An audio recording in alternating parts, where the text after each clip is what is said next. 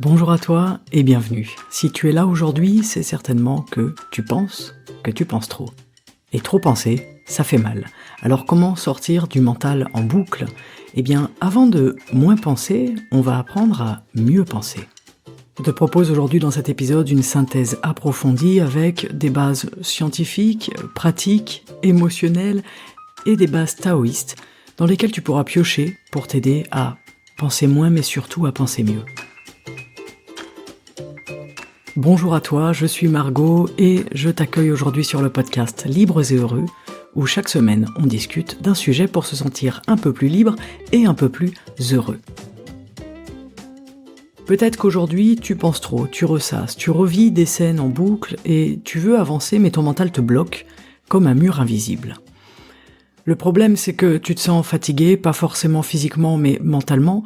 Tu veux peut-être retrouver de la clarté, de la paix intérieure, mais tu as l'impression que ton cerveau ne s'arrête jamais.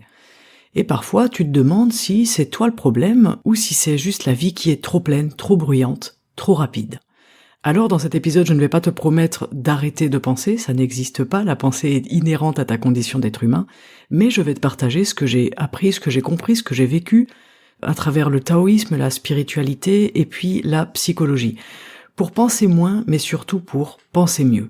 Alors je vais te partager des clés concrètes, des regards un peu plus doux, des outils qui peuvent t'aider à sortir de cette rumination intempestive.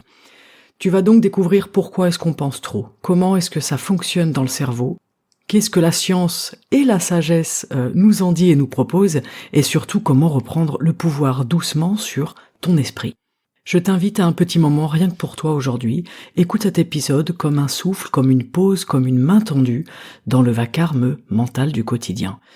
Et peut-être qu'à la fin, tu sentiras un peu plus de clarté, un peu plus de calme et une meilleure connexion à toi-même. Parce que rester enfermé dans sa tête, c'est passer à côté de sa vie. Et je suis sûr que tu mérites mieux que ça. Alors aujourd'hui, on parle du fameux overthinking, la suranalyse mentale, la rumination, l'activité mentale excessive. Overthinking, c'est un mot à la mode, mais la rumination mentale, ça ne date pas d'hier. Qu'est-ce que c'est ? Eh bien, ce sont ces moments où on ne fait que penser, sans jamais arriver à une action claire ou à un calme intérieur, à une paix intérieure. C'est penser trop souvent, trop loin, et souvent de façon autocritique ou anxieuse. Il y a deux types de pensées principaux, il y a la rumination, donc repenser au passé, aux erreurs, aux regrets, aux maladresses, et il y a l'inquiétude chronique, se faire du souci, imaginer les pires scénarios possibles et souvent catastrophiques. Alors que nous dit la science dans un premier temps à propos de ça ? La science nous dit que l'overthinking est lié à une hyperactivité du cortex préfrontal, la zone du raisonnement. Alors ça nous aide pas beaucoup. Concrètement, qu'est-ce qu'elle nous dit ? Elle nous dit que cet excès de pensée peut être associé à une anxiété généralisée, à une hypersensibilité émotionnelle, à des troubles du sommeil, des troubles de la concentration et des troubles de l'humeur. Là, on commence à rentrer dans quelque chose d'un peu plus concret et quelque chose peut-être qu'on expérimente dans notre vie. Cette hyperactivité mentale et de la pensée, elle augmente la production de cortisol, l'hormone du stress, ce qui va entretenir la fatigue et les troubles physiques. En gros, plus on pense, plus le corps croit qu'il y a un danger à gérer, même quand il n'y en a pas. Je vous donne un exemple concret. Si je vous dis, là maintenant, de penser à une tranche de citron dans votre bouche, vous l'imaginez posée entre votre langue et votre palais.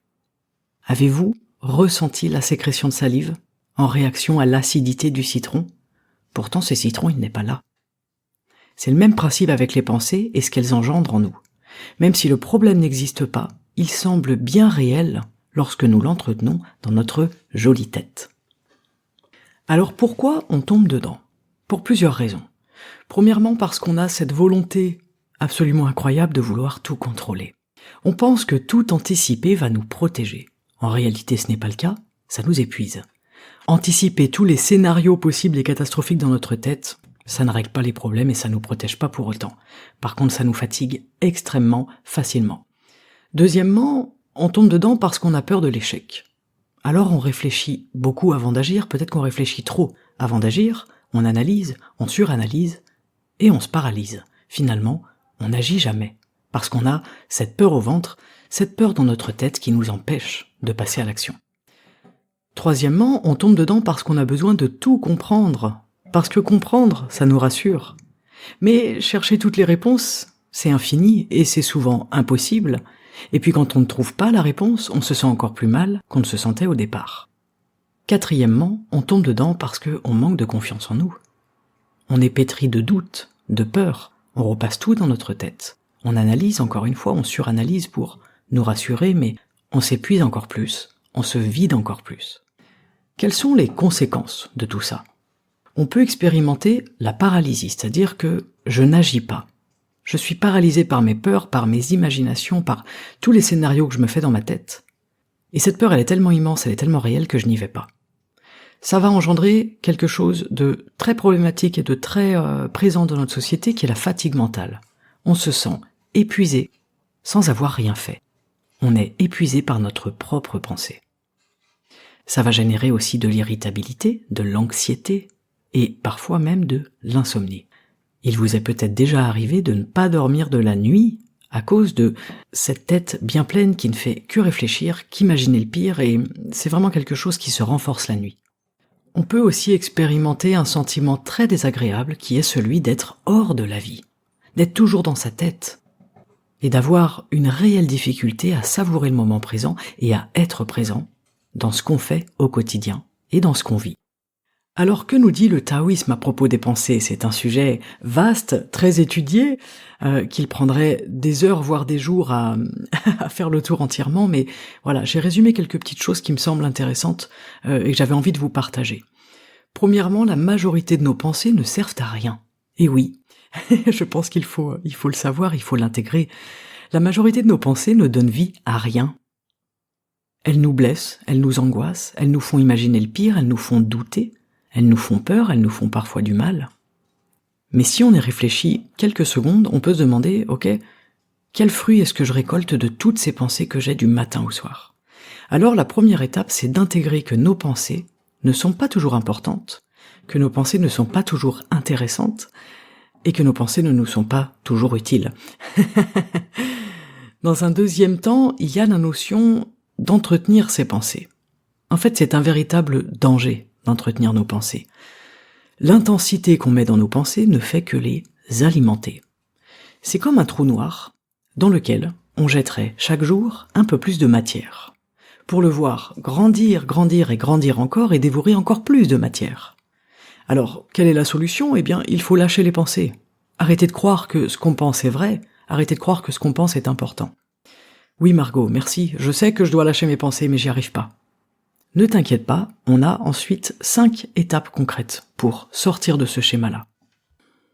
Revenons au danger d'entretenir nos pensées. C'est vraiment l'idée de prendre du recul sur nos pensées. Elles sont là, comme des nuages dans le ciel. Alors je les regarde passer. Je souffle un peu dessus et les nuages disparaissent plus vite. Une des clés est là, souffler.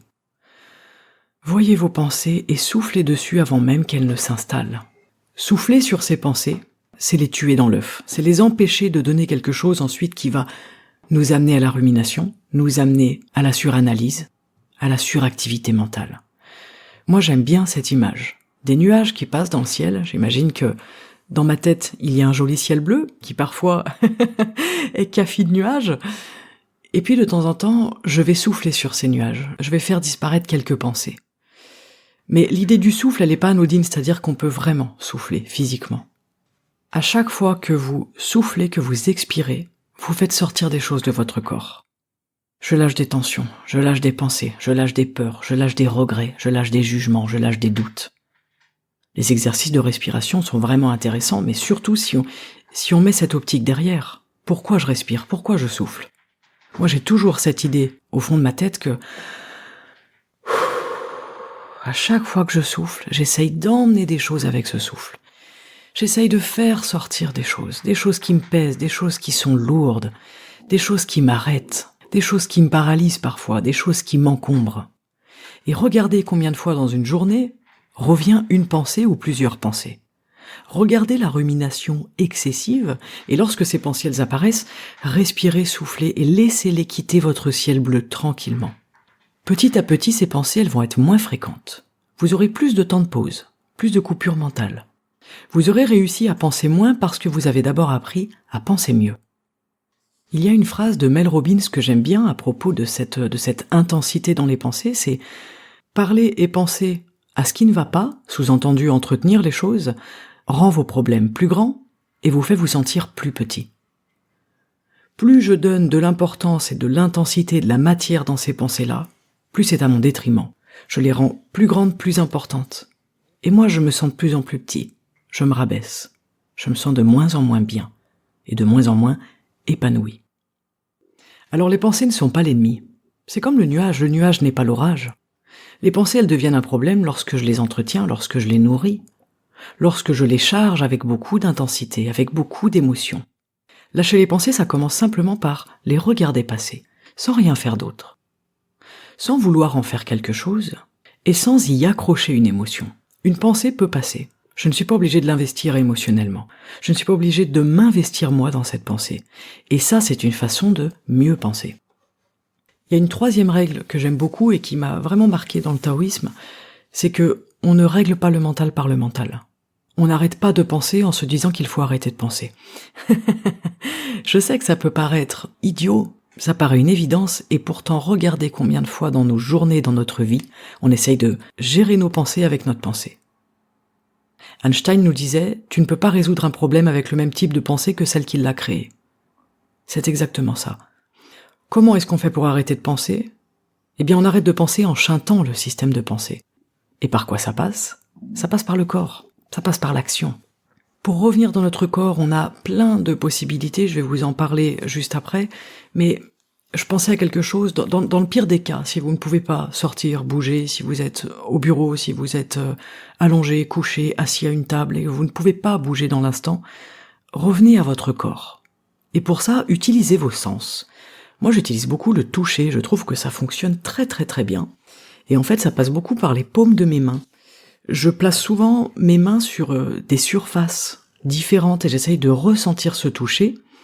Et c'est quelque chose qui fonctionne à chaque fois, ça me ramène à chaque fois dans mon corps. Alors, il faut y mettre une certaine attention. Toucher une matière en y mettant vraiment notre attention. Moi, c'est souvent que je pose ma main, par exemple, sur ma jambe, sur le tissu, ou sur une table, ou sur la coudoir d'une chaise. Utiliser nos sens pour revenir dans le corps, c'est déjà une solution, c'est déjà une voie, ok ?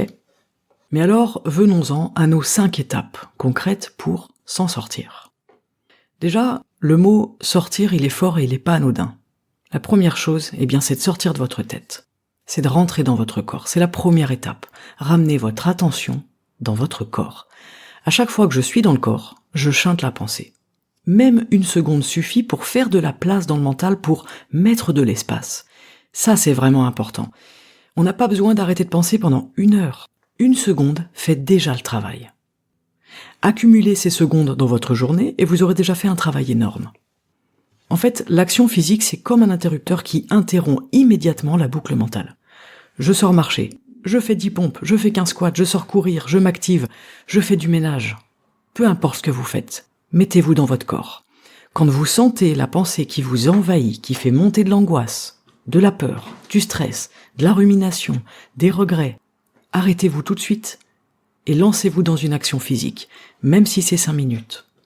Mais il n'y a pas que ça. Toutes les activités minutieuses qui requièrent votre présence et votre attention vont vous aider à couper la pensée. Les puzzles, la couture, la peinture, les maquettes, le bricolage minutieux. En fait, ça vous demande d'être attentif à ce que vous faites. Et on n'a pas le choix quand on fait des choses minutieuses, contrairement à ce qu'on fait tous les jours par réflexe et par habitude, comme en mode automatique. Là, ça nous ramène de la présence. Et ça, c'est chouette parce que c'est facile, c'est gratuit, c'est à la portée de tout le monde. Ok, aujourd'hui, je vais faire quelque chose de minutieux dans lequel je vais être obligé de mettre toute mon attention. Et ça me fait un 2e espace mental. Et ça me fait peut-être une 2e seconde où j'ai lâché la pensée. Et en 3e axe, pour passer par le corps, pour sortir de la tête et rentrer dans le corps, eh bien, ce sont les mains. Les mains, on dit que ce sont le ventilateur du cerveau. Ça permet vraiment de créer de l'espace dans votre tête. Plus j'utilise mes mains et plus j'oxygène ma tête. Alors vous pouvez faire plein de sortes d'activités avec vos mains. Vous pouvez travailler le bois, vous pouvez passer le balai, faire du piano, faire de la guitare, faire du bricolage, encore une fois, faire des choses qui vont solliciter vos mains, et dans un autre temps, vous pouvez tout simplement vous masser les mains, ou vous faire masser les mains, c'est encore mieux. Le massage des mains est très très très intéressant pour lâcher la tête, pour faire de l'espace, pour faire un peu de place. Ok ? Ça, c'est pour notre première étape. Sortir de la tête et rentrer dans le corps. Notre deuxième étape, ça va être sortir, mais cette fois de la boucle.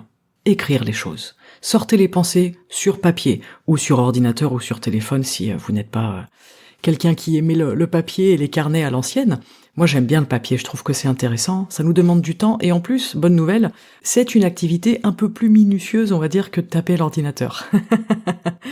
Quand on écrit quelque chose, ça nous demande quand même d'être présent. Pourquoi écrire pour sortir de la boucle ? Parce que ça va vous permettre de vider votre tête. Sortez les ruminations, sortez les répétitions, sortez les angoisses, les projets, les peurs, les inquiétudes, les doutes. Sortez tout ça et couchez-les sur un papier. Et ensuite, c'est vraiment intéressant parce que vous pouvez questionner vos écrits. Tiens, est-ce que c'est vrai ce que je pense là ? Tiens, est-ce que cette inquiétude, elle est pas un peu exagérée ? Est-ce que cette peur, elle est toujours présente ou est-ce que c'est un schéma ? Tiens, pourquoi est-ce que je pense à ça 200 fois par jour ? Qu'est-ce qu'il y a derrière ? Questionner nos écrits, ça peut être quelque chose de constructif. Non pas pour faire des nouveaux nœuds, bien sûr, mais pour sortir de la boucle. Ok ? Et puis, dans un troisième temps, une fois que vous avez tout vidé, tout sorti de votre tête, que vous avez potentiellement questionné vos écrits, mais c'est pas obligatoire, on va essayer de relativiser, de dédramatiser. On va regarder quelles sont les pensées un peu exagérées, qu'est-ce qui n'est plus d'actualité, qu'est-ce qui est vrai, qu'est-ce qui est faux. Et pour cela, il y a un truc qui est assez génial, c'est de reformuler vos pensées. Ça, c'est valable aussi bien sur papier que dans votre tête. Pensez toujours à reformuler vos pensées. Ça permet de changer de point de vue. Ça permet de changer le prisme, le schéma mental et la pensée automatique. Je vous donne un exemple. Je prends mon papier, mon stylo, et puis j'écris à quel point je me sens nul, partout. Dans mon boulot, dans mes relations, dans mes projets perso, j'ai l'impression d'aller nulle part, j'ai l'impression de pas avancer. Et puis il y a ci qui me prend la tête, il y a ça qui me prend la tête, et qui me prouve à quel point je suis nul. Ok, j'ai écrit tout ça, je l'ai déjà sorti de mon esprit, sorti de ma tête. Ensuite, je le reformule. Comment ? Eh bien, je peux écrire, en fait, j'ai besoin d'y voir clair dans ma vie. J'ai besoin de savoir où je vais. Ok, comment je peux faire ? Quelle est ma priorité ? Le travail, le perso, les projets de vie, mon lieu de vie ? Et hop, en quelques secondes, vous êtes rentré dans une pensée constructive. Je prends des notes, j'avance, je transforme le vent en énergie.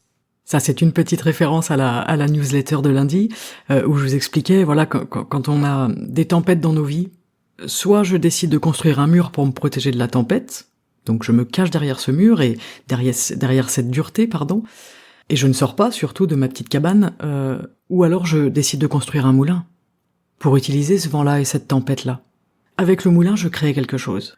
Avec le mur, je me protège, mais je reste immobile, je me paralyse, je me protège de quelque chose d'extérieur et je n'en fais rien.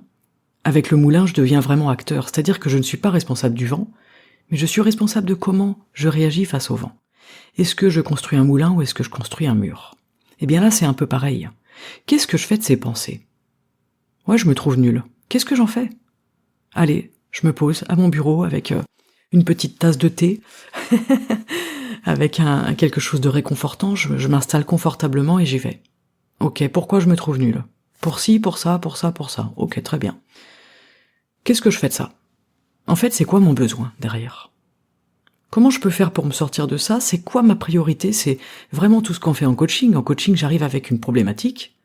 Et tout ce qu'on fait, c'est apprendre à prendre du recul, voir les choses différemment. Et au lieu d'être dans les pourquoi, on est dans le comment.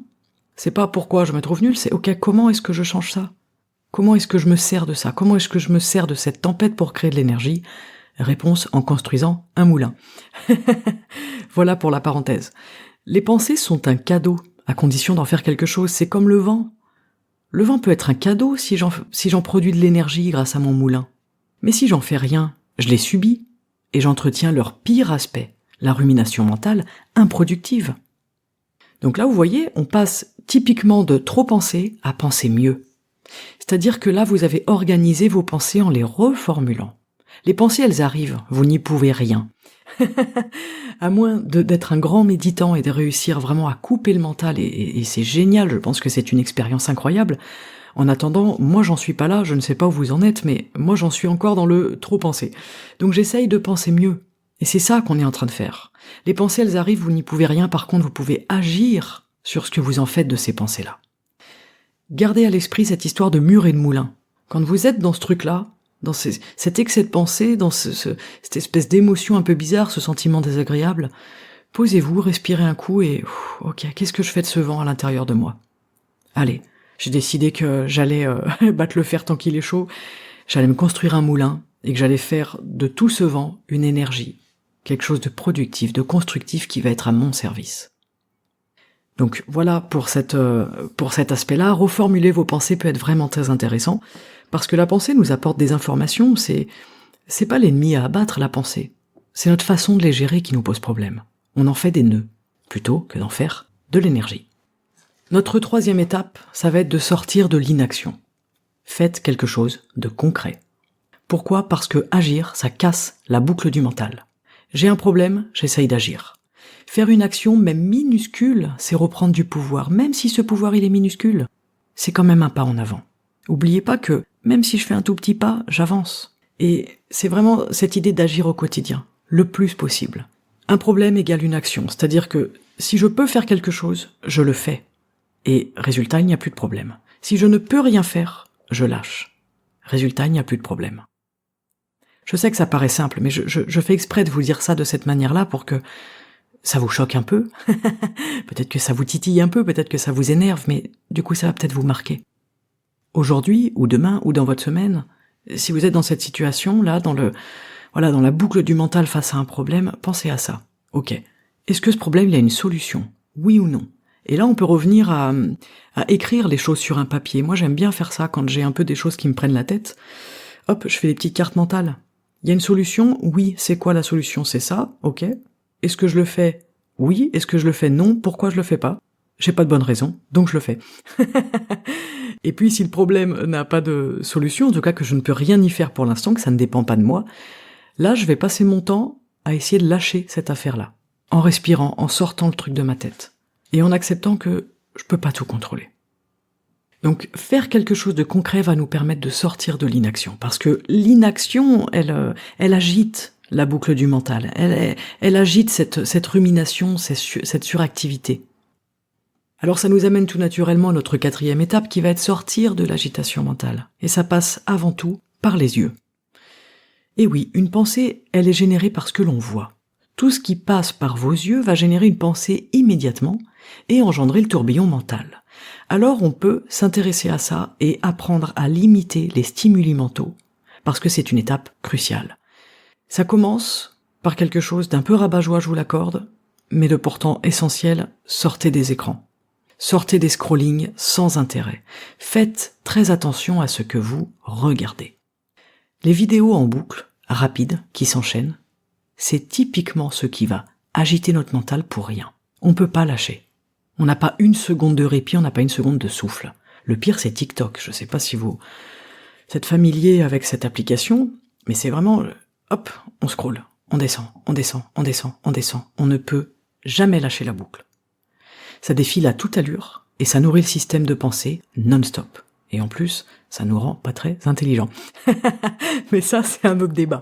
Mais sortez le plus possible des écrans, parce que vous allez avoir envie de poser vos yeux ailleurs. Vous pouvez vous demander, dans votre journée, tiens, qu'est-ce que je regarde le plus? C'est intéressant. Du matin au soir, sur quoi mon regard se pose le plus? Si vous avez la chance que ce soit la nature, la montagne, l'horizon, l'océan, la mer, la forêt, c'est génial. Vous faites vraiment du bien à votre esprit. Regardez l'horizon, avoir un regard fixe et lointain, ça apaise notre esprit. Si malheureusement pour vous, vous travaillez sur des écrans, vous êtes dans les transports, du coup sur votre téléphone, et vous rentrez à la maison et vous regardez un film, et le matin vous déjeunez en regardant les news et les réseaux sociaux, là c'est intéressant de sortir des écrans un petit peu. En tout cas de diminuer, c'est sûr qu'on n'est pas obligé de partir dans les excès et de dire je balance tout, je n'ai plus de téléphone, je jette ma télé, je jette mon ordinateur. Mais juste de se questionner sur notre rapport à ce qu'on regarde toute la journée, c'est intéressant. Prenez le temps de regarder des choses différentes, prenez le temps de regarder des belles choses, des choses qui vous touchent. Mais c'est le même principe que est-ce que je regarde un film d'action ou est-ce que je regarde un documentaire, j'en sais rien, Nat Geo ou Arte. Les images sont pas les mêmes. Tout ce qui passe par les yeux, ça va directement dans l'esprit. Donc ça, c'est une première chose. Essayez au maximum de faire attention à ce que vous regardez tous les jours. Comment vous utilisez vos yeux? Les pensées sont générées par ce qu'on voit. Cette phrase, elle dit tout. Comment j'ai envie de penser? Différemment? Ok, eh bien il faut que je vois différemment. Il faut que je regarde différemment. Ça nous emmène sur le deuxième point de cette agitation mentale, c'est prenez des temps de pause. Des vraies pauses. En ne faisant rien. Je sais que c'est dur, on est tous plus ou moins hyperactifs, on est tous surstimulés. Mais essayez de ne rien faire, en restant assis, debout ou allongé pendant 10 minutes sans rien faire, en respirant, en écoutant votre corps, en touchant votre corps. Et sans écran, sans podcast, sans musique, sans discussion, sans lecture, en ne faisant absolument rien. 10 minutes dans une journée, tout le monde les trouve. Et c'est vraiment une façon de réhabituer notre esprit à se calmer, à s'accorder des temps de pause. Et si en plus vous pouvez fermer les yeux, vous allez aider votre esprit à ne pas s'accrocher sur tout ce qu'il voit. Vous allez vraiment lui accorder un vrai temps de pause, un vrai temps de répit. Et si vous êtes là en train d'écouter cet épisode, c'est certainement que votre esprit, il en a terriblement besoin. Troisièmement, je vous invite à rentrer dans une tâche à 100%. Arrêtez de vouloir tout faire en même temps et définissez une tâche et faites-la. C'est un super exercice très très très amusant pour voir à quel point notre esprit il part dans tous les sens. Vous savez, quand on se dit le matin, allez, je vais faire un coup de ménage. Alors je commence par une pièce et puis là je trouve, oh, il y a le carnet de quand j'étais enfant et je m'assois par terre et je suis en train de lire mon journal intime de quand j'avais 12 ans. Bon, au bout d'un moment je plie le journal intime, je le range.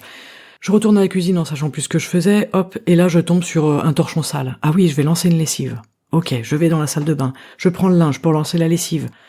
Je vois 2 brosses à dents qui traînent, je vois le dentifrice qui est pas fermé. Oui, on va admettre qu'on est très bordélique. On va supposer qu'on est très bordélique pour cet exemple.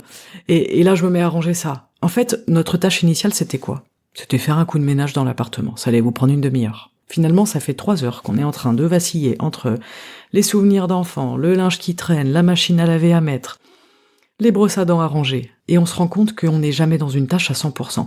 C'est un exercice vraiment fascinant. Vraiment, je vous invite à le faire, c'est génial. Et si vous voyez que vous commencez à dévier, juste souriez, regardez-vous faire et réalignez-vous dans votre tâche principale. Et ça, je le ferai plus tard. Les chaussettes qui traînent, je les rangerai plus tard. Le dentifrice qui est pas rebouché, c'est dur de se retenir de le reboucher, mais je fais faire exprès d'attendre et de le reboucher plus tard. Pour l'instant, mon attention est dirigée ici. Et je vais faire ça jusqu'à la fin à 100%. C'est vraiment très intéressant comme petit exercice. C'est presque un jeu, c'est léger, c'est simple. Et on se rend compte en faisant ça à quel point on a envie d'aller partout ailleurs. On a envie de faire du multitâche constamment, mais c'est d'une agitation mentale assez incroyable. C'est à nous de nous réentraîner à faire des choses, simplement, de A à Z. À focaliser notre esprit, à être concentré sur une chose à la fois. C'est pas facile, mais ça s'apprend, ça se développe, et c'est super marrant, super intéressant à faire. Et dernièrement, toujours dans cette idée de sortir de l'agitation mentale, je vais vous inviter à ralentir volontairement. Apprenez à vivre plus lentement, apprenez à faire des choses très lentement, amusez-vous à faire une tâche avec plus de lenteur possible, et vous allez voir à quel point c'est amusant, et comme on sent des choses en soi, on sent une présence particulière. On peut, par exemple, je sais pas, vous pouvez traverser votre salon en marchant le plus lentement possible. C'est trop drôle. Vous pouvez faire la vaisselle le plus lentement possible, avec des gestes très très très très lents, ridiculement lents. Vivre plus lentement, ça calme le système nerveux. Il faut vraiment voir le mental comme un cheval affolé. Un cheval affolé, il faut pas essayer de lui courir après pour le calmer. Il faut s'arrêter, il faut ralentir, il faut l'attendre. Et il va finir par revenir de lui-même. Ralentissez volontairement, entraînez-vous. J'en sais rien, le week-end, vous avez peut-être 1 heure pour vous dans votre week-end, je vous le souhaite. Prenez le temps, faites un truc en vous disant « Allez, je le fais le plus lentement possible », en mettant le plus de présence possible à ce que je suis en train de faire. Ça, ce sont 4 petites choses vraiment très concrètes. Sortir des écrans, prendre le temps de pause, des vrais temps de pause en faisant rien, rentrer dans une tâche à 100% du début à la fin et ralentir volontairement, c'est vraiment 4 choses très très chouettes qui ont des impacts, qui peuvent vraiment vous aider, ok ? En dernier point de nos 5 étapes pour s'en sortir, eh bien on va sortir du contrôle. Ah, vous l'attendiez celle-ci, je pense. Et c'est vraiment ce qu'on n'aime pas, parce que la pensée, c'est le contrôle. Et en fait, non. La pensée, c'est la porte ouverte à tout et n'importe quoi. Mais on est persuadé que plus on pense, plus on contrôle. On est dans une société de penseurs. Faut penser beaucoup, faut être très intelligent. Faut contrôler son environnement, son alimentation, son activité physique. Faut contrôler ses muscles, ses cheveux, ses dents, ses vêtements. La pensée en boucle, la rumination, la suranalyse nous montre bien qu'on ne contrôle rien de ce qu'il se passe entre nos 2 oreilles. Pourtant, paradoxalement, on a l'impression qu'en pensant beaucoup, on va contrôler beaucoup. On est très fort, mais on se met le doigt dans l'œil jusqu'au coude. Il faut apprendre à sortir du contrôle. Comment on fait ? On lâche ce qu'on ne contrôle pas. On va essayer de penser à bon escient. On va essayer de penser à des solutions à nos problèmes. Et puis c'est tout, rien d'autre. On arrête de penser le problème, parce que ça ne sert à rien. Ça ne fait que l'entretenir. Plus je pense au nœud, et plus le nœud se resserre. Imaginez une corde. Sur cette corde, il y a un nœud, et je veux désespérément défaire ce nœud. Si je prends la corde, et que je tire de toutes mes forces, le nœud se resserre. Puis je tire encore dans l'autre sens, dans tous les sens. Je mets beaucoup de pression sur cette corde pour qu'elle finisse par lâcher. Spoiler alerte, non seulement la corde ne lâche pas, mais en plus le nœud se serre et se resserre si fort qu'il en devient indénouable. Comment défaire un nœud sur une corde ? Eh bien, en donnant du mou, en lâchant, en donnant du lest, de la souplesse à la corde. Pourquoi ? Pourquoi est-ce qu'on fait ça pour défaire un nœud ? Pour créer de l'espace dans le nœud. Pour que le nœud y puisse être défait, il lui faut impérativement de l'espace en son centre. Sans quoi, rien n'est possible. Alors je détends la corde, je l'assouplis, j'essaye doucement de mettre un petit peu d'espace au cœur du nœud pour en desserrer les mailles. Eh bien la pensée c'est exactement pareil, vous avez besoin d'espace. Arrêtez de tirer sur la corde et lâchez cette corde, donnez du mou, insérez de l'espace dans votre nœud, assouplissez votre corde, détendez ses fibres. Il n'y a que comme ça que vous réussirez à défaire le nœud. Lâcher, c'est donner de l'espace. Et lâcher, c'est vraiment sortir de cette espèce de besoin de contrôle qui en fait nous crée plus de problèmes qu'il n'apporte de solutions. Voilà pour ces 5 étapes pour s'en sortir. En un mot, c'est entrer dans la vie. Sortir de la rumination, de l'excès de pensée, c'est entrer dans la vie. La vie, c'est le mouvement. On a un super corps qui est fait pour bouger, qui est une machine merveilleuse qui nous octroie plus de 600 muscles pour bouger. Alors bouger, utiliser son corps, c'est ça, être dans la vie. Mais la vie, c'est aussi le calme et le repos. On prend des temps de pause, comme dans la nature, comme les animaux, en ne faisant rien. La vie, c'est aussi l'imprévu. Alors on apprend à lâcher le contrôle. On arrête de tirer sur les nœuds. On arrête d'entretenir nos problèmes, d'entretenir nos pensées, de les alimenter. On accepte vraiment, on intègre au fond de nous que la vie, c'est de l'imprévu. Et que plus j'essaye de contrôler, plus je fais des nœuds. Et que, contrairement à ce qu'on pense, la pensée n'est pas le contrôle.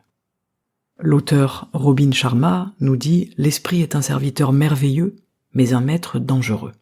Utilisons notre esprit et nos pensées à bon escient, parce que nous pouvons vraiment en faire quelque chose d'intéressant, de puissant, de nourrissant et de vivant, tout simplement en apprenant à penser un peu mieux. » Voilà pour cet épisode. Alors penser, c'est humain, mais penser en boucle, c'est épuisant.